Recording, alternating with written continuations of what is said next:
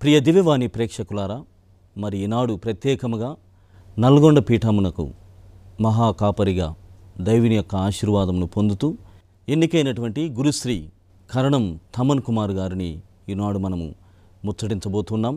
మరి మీ అందరి తరపున తండ్రి గారిని ఈ ప్రత్యేకమైనటువంటి ఇంటర్వ్యూకు సాదర స్వాగతం పలుకుతున్నాను. తండ్రి గారు, చాలా వందనములు. మీరు నల్గొండ పీఠమునకు నూతన కాపరిగా ఎన్నిక కావించబడి ఉన్నారు. మరి ఈ న్యూస్, ఈ ప్రకటన విన్నప్పుడు మీరు ఎలాంటి భావముతో ఉన్నారు? మీ హృదయ స్పందనని మా ప్రేక్షకులకి తెలియజేయగలరు? చాలా సంతోషంగా ఆనందించానండి. సంతోషం.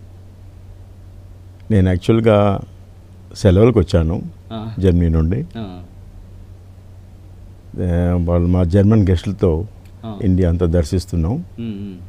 ఆ టైంలో ఈ శుభవార్త వచ్చింది. సంతోషించాను. మళ్ళీ అనుకోకుండా వచ్చిందే, ఏంటిది అన్నటువంటి ఆలోచన. ఏదైనా నున్సియో గారు కొద్దిగా టైం ఇచ్చారు ఆలోచించుకొని చెప్పమని. ఆ మరుసటి రోజు మళ్ళీ ఆయన ఫోన్ చేస్తే దేవుడి దీవెనలతో, పెద్దల ఆశీస్సులతో ఈ బాధ్యతను స్వీకరిస్తారని సంతోషంగా అంగీకరించానండి. Congratulations. Thank you very much. హృదయపూర్వకమైనటువంటి శుభాకాంక్షలు. ఉన్నారా ఇప్పుడు మీ జర్మన్ ఫ్రెండ్స్ మీతోనే ఉన్నారా? వాళ్ళు వెళ్ళిపోయారండి. 2 వారాలు వచ్చారు. ఫిబ్రవరి 11 వాళ్ళు జర్మనీ తిరిగి వెళ్ళిపోయారు. చాలా సంతోషించారు. వాళ్ళకి ఎవరికి తెలియదు, ఇప్పుడు తెలిసింది. జర్మనీలో మీరు ప్యారిష్ ప్రీస్ట్గా ఉంటున్నారా తండ్రి గారు? జర్మనీలో ప్యారిష్ ప్రీస్ట్లో పనిచేస్తారు. నాతో పాటు ఒక జర్మన్ ప్రీస్ట్ కూడా ఉన్నారు. మేమిద్దరం కూడా 2 విచారణలు చూస్తూ ఉన్నాం. వాళ్ళు కూడా చాలా సంతోషించారు ఈ శుభవార్త విని. అంటే నా జీవితం మొట్టమొదటిగా గురువు అయిన తర్వాత 11 సంవత్సరాలు ఇండియాలో చేశానండి. 11 సంవత్సరాలు ఆంధ్ర, తెలంగాణ రాష్ట్రాల్లో. తర్వాత జర్మనీలో 11 సంవత్సరాలు మినిస్టర్ డయాసిస్లో. It was a very good experience. కొత్త అనుభవం. We call it like international experience. చాలా సంతోషంగా గడిచిపోయింది కాలం. అంటే ఈ సమయం 11 సంవత్సరాలు ఇండియాలో, 11 సంవత్సరాలు జర్మనీలో. తర్వాత మళ్ళీ మా కాంగ్రిగేషన్ MSFS నుండి ఒక కొత్త రూల్ ప్రవేశపెట్టారు. ఎవరైతే 10 సంవత్సరాలు అంతకన్నా ఎక్కువ విదేశాల్లో పనిచేసినట్లయితే ఒకసారి తిరిగి రావాలి వెనక్కని. పూర్తిగా ఆ విధంగా వచ్చాను. 5 సంవత్సరాలు ఇక్కడ ఉన్నాను. మళ్ళీ ఇండియాలో వివిధ బాధ్యతలు చేపట్టాను. తర్వాత మళ్ళీ వాళ్ళు రమ్మని కోరారు. మా ప్రొవిన్షియల్ ఫాదర్ ఒప్పుకున్నారు. తిరిగి వెళ్ళాను. ఈ విధంగా అక్కడ 11, ఇక్కడ 11, అక్కడ 5, ఇక్కడ 5. టుగెదర్ అంటే అంతా కలిసి అక్కడ 17 సంవత్సరాలు అండి. 17 సంవత్సరాలు. ఇక్కడ 16 సంవత్సరాలు. అక్కడే 1 సంవత్సరం ఎక్కువ. సో ప్రస్తుతం నా గురు జీవితం 34వ సంవత్సరంలో నడుస్తుందండి. చాలా సంతోషం తండ్రి గారు. ఎందుకంటే మీరు ఇంటర్నేషనల్ ఎక్స్పీరియన్స్ అండ్ ఎక్స్పోజర్ ఉంది. తర్వాత రిసోర్స్ పరంగా కూడా మీకు నల్గొండ పీఠం నడిపించడానికి దేవుడు ముందుగానే దీన్ని తయారు చేశారేమో అన్నట్టు. దేవుని నిర్ణయం. అదే గొప్ప ఆయన కృప, గాడ్స్ ప్రావిడెన్స్ అండ్ గ్రేస్. తండ్రి గారా, మరి ఇవి చల్లని వార్త మన అశేషమైనటువంటి తెలుగు, ముఖ్యంగా నల్గొండ పీఠంకు మీరు కావడము చాలా సంతోషదాయకమైనటువంటిది. అయితే మీ స్పందనని మాకు తెలియజేశారు. చాలా సంతోషంగా ఉంది. చాలా దేవుడు నన్ను ఎన్నుకున్నందుకు అన్నటువంటి. మరి మీ తల్లి వాళ్ళ స్పందన? చాలా సంతోషించారండి. నా తల్లిదండ్రులు వృద్ధాప్యంలో ఉన్నారు. నాన్నగారికి 98వ సంవత్సరం నడుస్తుంది. నడవలేరు, కానీ జ్ఞాపక శక్తి ఉంది, చూస్తారు. తల్లిగారికి 88వ సంవత్సరం. తన పని తాను చేసుకుంటున్నారు. ఈ విధంగా వృద్ధాప్యంలో ఉన్న తల్లిదండ్రులకి ఈ వార్త తెలిసిన వెంటనే చాలా సంతోషించారు. దేవుడికి చాలా కృతజ్ఞతలు చెప్పుకున్నారు.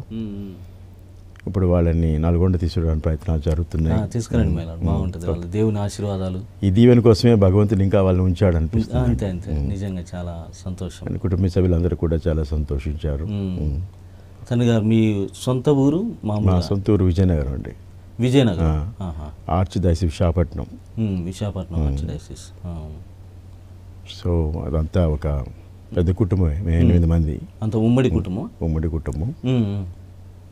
6 బ్రదర్స్, 2 సిస్టర్స్. ఓకే.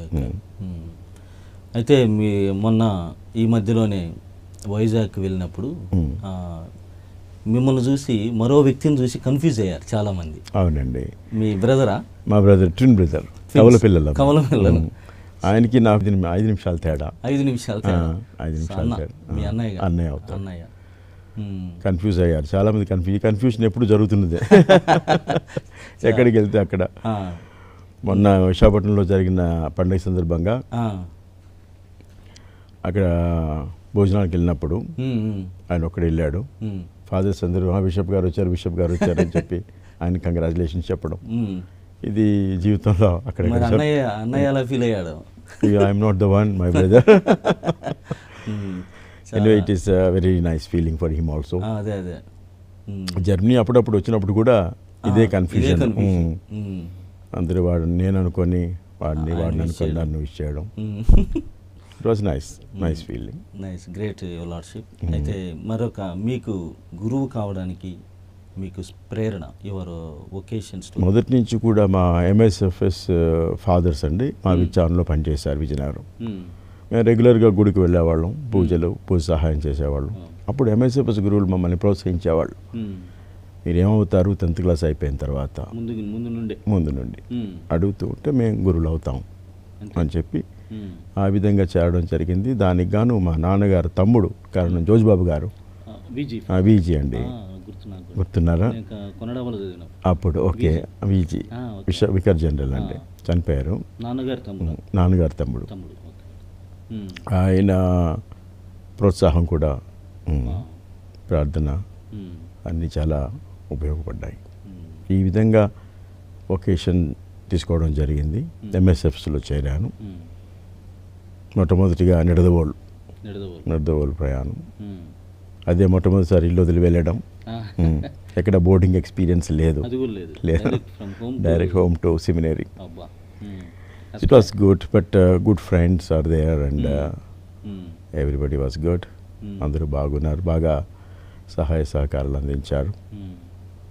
ఆ విధంగా అంచెలంచెలుగా ఎదిగి భగవంతుడి స్థాయికి తీసుకొచ్చాడు. దీని వెనుక మీరు గురువుగా మీకు MSFS కాంగ్రిగేషన్ చాలా హెల్ప్ చేసి ఉంటుంది స్పిరిచువల్గా. దాని గురించి 2 మాటలు తండ్రి గారు, ఆ సభ గురించి. సభ 175 సంవత్సరాలు అవుతుందండి సభ స్థాపించి. ఆ సభలో నేను ముఖ్యంగా ఆ missionary spirit, saint Francis de Sales, మరి మా ఫౌండర్ ఫాదర్ పీటర్ మెరియర్ వాళ్ళు చెప్పేది ఏంటంటే spirituality, anybody can become holy. ప్రతి ఒక్క everybody is called to be holiness. అందరూ పరిశుద్ధంగా ఉండాలా అన్నటువంటి భావన. మరి మా founder father Peter Mermier I want missions, ఆ రోజుల్లో 18వ శతాబ్దంలో ఆయన ఆ విధంగా చెప్పడం, అప్పటి నుంచి ఆ స్పిరిట్ని మేము అవగాహన చేసుకొని మిషన్ వర్క్ ఎక్కువగా చేసేవాడిని అండి. And so many sayings, and one of the important saying of saint Francis de Sales, ఆయన సూక్తి, I am nothing if not human. ఆ వాక్యం ఒకటి బాగా నచ్చిందండి. ఎందుకంటే మనుషులంగా మనం మనిషిగా బ్రతకాలన్నది ప్రధానం. ఇవన్నీ మిగిలినవన్నీ కూడా బాధ్యతలు, మిగిలినవన్నీ కూడా మనకు అప్పగించినటువంటి దేవుని భాగ్యాలని చెప్పాలి. మొట్టమొదటిగా మనుషులం కాబట్టి మనిషిగా ఎదగాలి, మానవత్వంతో ఎదగాలన్నది ఫ్రాన్సిస్ సాలెస్ వారు బాగా నేర్పించారు. ఇంకొకటి ఏంటంటే bloom where you are planted, అది కూడా చాలా ఇంపార్టెంట్ సూక్తి అండి. భగవంతుడు మనల్ని ఎక్కడ ఏ విధంగా మన జీవితాలు తీర్చిదిద్దితే ఆ విధంగా ఆయనే మనల్ని నడిపిస్తాడు. అటువంటి విశ్వాసంతో ముందుకు వెళ్తున్నానండి. చాలా సంతోషం తండ్రి గారు. చాలా సూక్తులతో కూడినటువంటి విషయాలు ఫ్రాన్సిస్ డి సేల్స్, ఎంఎస్ఎఫ్ఎస్, మరి ముఖ్యంగా మీరు అనుసరిస్తున్నటువంటి మాటలని మాకు తెలియజేశారు. అయితే గురుత్వము అంటే పీఠాధిపతి కాపరి తత్వానికి గురించి తెలుసుకోవడానికి ముందుగా గురుత్వము చాలా మాధుర్యము, ఆ గురుత్వంలో మీరు ఎన్నో విషయాలు చేశారు. అయితే మన జీవితంలో కొన్ని బాధాకరమైనటువంటి విషయాలు ఉంటాయి, కృతజ్ఞతాపూర్వకంగా ఉన్నటువంటి విషయాలు కూడా మిళితమై ఉంటాయి. అందులో మీరు చాలా కృతజ్ఞుడని అని చెప్పుకునేటి ఏదైనా ఒక సన్నివేశం గుర్తుంటే? ఈ విధంగా మనం జీవితంలో ఆలోచిస్తే ఎప్పుడు కూడా ఒక సూక్తిని నేను స్మరించేవాడినండి. Let God's will be done. దేవుని చిత్తం, మాట, వాక్కు నా జీవితంలో జరుగును గాక అన్నటువంటిది నేను ఎక్కువగా విశ్వసించాను. ఆ విధంగానే బ్రతికాను. ఇప్పటి వరకు ఇది కావాలి, ఇది రావాలి, ఇది చేస్తాను అని కాకుండా దేవుడు ఏ విధంగా నడిపిస్తే ఆ విధంగా నడిచాను. పలానా ప్రాంతం కావాలని, పలానా పోస్ట్ కావాలని ఎప్పుడు కోరుకోలేదు. దేవుడు ఎలా ఆయన చిత్తం, గాడ్స్ విల్ బి డన్. అది జీవితంలో దేవుడు తప్పకుండా చేస్తాడు. ఎంచేతంటే చివరికి మనం ఎన్ని ప్రయత్నాలు చేసినా, ఏది చేసినా కూడా దేవుడి చిత్తం లేకపోతే ఏది జరగదు అన్నటువంటిది నా ఆధ్యాత్మిక జీవితానికి ఎంతగానో సహకరించిందండి. గురు జీవితంలోని తెలియంది ఏముందండి, మనం పని చేస్తాం ప్రజల కోసం. ప్రజలందరూ ఒకలాగే ఉండరు కదా. కొంతమంది చాలా సంతోషిస్తారు, కొంతమంది ఏదో ఇబ్బంది పెట్టాలని కూడా ప్రయత్నం చేస్తూ ఉంటారు, ఉద్దేశపూర్వకం. ఇవన్నీ రకరకాల మనస్తత్వాలు. ఏది ఏమైనా ప్రభువుని వాళ్ళలో మనం చూడాలి. ఏదైనా ఆ విధంగా ఉంటేనే మనం అందరినీ ప్రేమించగలం. ఆ విధంగా ఉంటేనే మన మిషన్ వర్క్ అనేది ముందుకు వెళ్తుంది. రాను రాను వాళ్ళు కూడా మనల్ని ప్రేమిస్తారు, తెలుసుకుంటారు అంటే ప్రభుని ప్రేమ ఎంత గొప్పదా అని. ఆ విధంగా ఆ ప్రేమతో మనం చేసుకుంటూ పోతే జీవితాలు సంతోషంగా, ఆనందంగా ఉంటాయండి. చాలా సంతోషం తండ్రి గారు. అయితే మీరు అన్యదా భావించవద్దు, అడగడానికి కూడా నేను సందేహిస్తున్నాను. ఒక 10 సంవత్సరాలకి 8, 7, 9 ఏళ్ళకి ముందు మీ పేరు జస్ట్ అట్లా విన్నాం, కానీ మీరు ప్రయత్నం చేసినట్టుగా ఏం కనపడట్లేదు. అంటే మనకున్న ఈ రీజనల్ ఎక్స్పీరియన్స్ ఉండడం బట్టి, ఇంతకుముందు అమృతవాన్లో పనిచేసినప్పుడు అలా జస్ట్ మీరు శాంతినగర్లో ఉన్నట్లుగా విన్నాం అంతే. తర్వాత ఇంకా మళ్ళీ ఏం లేదు. కానీ ఈ మధ్యలో ఇంకా తెలుసు కదా, చాలా దారుణంగా ట్రీట్మెంట్ కానీ విషయాలు జరిగి ఉంటాయి. అప్పుడు అలాంటివి విన్నప్పుడు మీకు ఎలా అనిపించింది? నేను ఒకటేనండి, మొదటి నుంచి ఫస్ట్ నుంచి ఒకటే తీరు. ఏమైనా కూడా దేవుడి చిత్తం, దేవుడి కృప ఉంటే, దేవుని అనుగ్రహం ఉంటే తప్పకుండా భగవంతుడు దీవిస్తాడు. అది గాడ్స్ బ్లెస్సింగ్ అండి. అంతే. దేవుని చిత్తంగా భావించి మనం జీవితంలో ముందుకు వెళ్తే సరిపోతుంది. ఇవన్నీ మనకి నెవర్ డిస్కరేజ్. మా కొంతమంది అడిగినప్పుడు వస్తే దేవుడి చిత్తం, రాకపోయినా దేవుడి చిత్తం. ఈ మధ్య ఎంఎస్ఎఫ్ఎస్ ఫాదర్స్ కూడా మాకు రావాలి, లేకుంటే మాకంటూ వాళ్ళు ప్రార్థన చేసినట్లు కూడా ప్రార్థన చేశారు. రెండవది ఏంటంటే ఎంఎస్ఎఫ్ఎస్ కూడా ఏదో ఒక ఛాన్స్ ఉంది, భగవంతుడు దీవిస్తాడు అన్నటువంటి ఆశాభావంతో ఉన్నారు. అదే వాళ్ళు చాలా సంతోషపడి ఉంటారు. వాళ్ళ స్పందన కూడా చాలా గొప్పది. ప్రార్థన మనకు కూడా ఒక అవకాశం ఉన్నప్పుడు తండ్రి దేవుడు ఇవ్వాలని ప్రార్థన చేశారు. ఆ రకంగా వాళ్ళు కూడా చాలా సంతోషపడి ఉంటారు. సో చాలా సంతోషం తండ్రి గారా.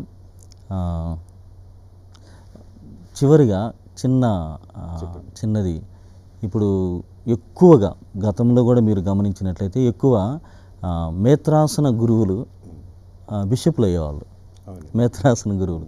కానీ ఈ మధ్య మన మఠవాసానికి ఒక రిలీజియస్ ప్రీస్ట్ బిషపులుగా అవుతున్నారు.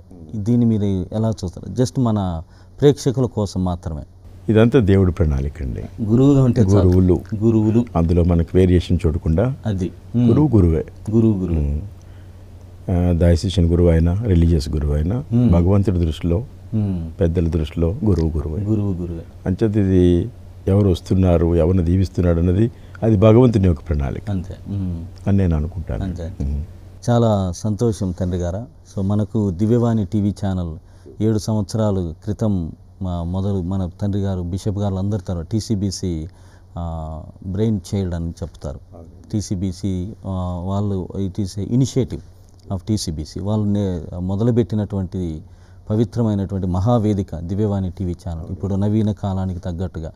సో ఈ మా దివ్యవాణి టీవీ ఛానల్కి మీరు రావాలి. ప్రతిసారి వచ్చినప్పుడల్లా దివ్యబలి పూజలు చేస్తూ మా అందరినీ కూడా మీ గొప్ప కాపరి తత్వ ఆశీర్వాదాలు మాకు పూర్తిగా ఇవ్వాలని కోరుకుంటూ మా అందరి తరపున దివ్యవాణి ప్రేక్షకులు, పీఠాధిపతులు అందరి తరపున మీకు హృదయపూర్వక ప్రార్థన శుభాకాంక్షలు తెలియజేస్తున్నాను. చాలా thank you very much. Thank you very much. మరోసారి మీ అందరికీ కూడా నా అభినందనలు అండి. మీరు చేస్తున్నటువంటి కార్యక్రమం ఎంతోమంది తిలకిస్తున్నారు, ఆనందిస్తున్నారు, సంతోషిస్తున్నారు.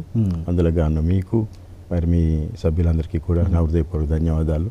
ప్రత్యేకంగా మీకు ఇంటర్వ్యూ చేసినందుకు చాలా సంతోషం. God bless you. Thank you so much.